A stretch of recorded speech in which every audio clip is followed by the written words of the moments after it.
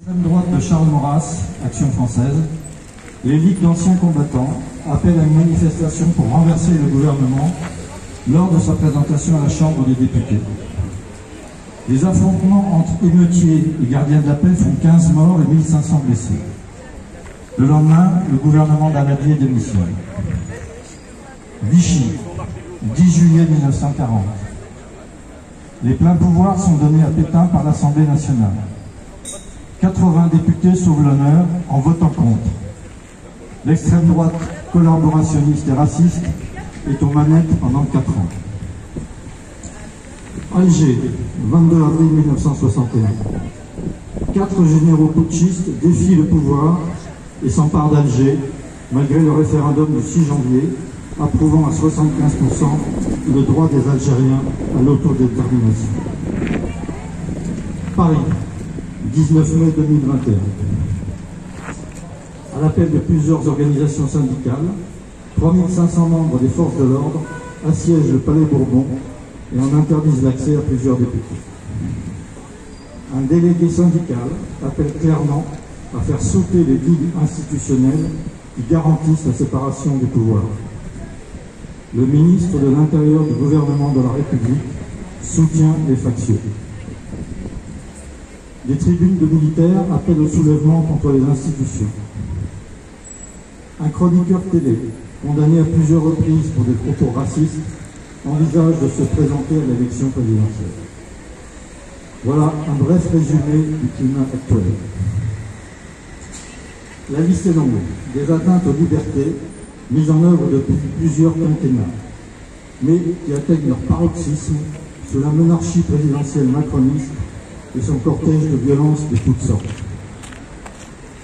C'est parce que nous aimons ce pays de liberté, d'égalité et de fraternité que nous refusons les discours de haine de la droite extrême et de l'extrême droite. Nous le devons à nos aînés, ceux du Conseil national de la résistance, et à ceux qui luttent contre toutes les dictatures et les régimes autoritaires. Le pasteur Niemöller, déporté par les nazis, écrivait « Le silence des pantoufles est plus dangereux que le bruit des bottes. »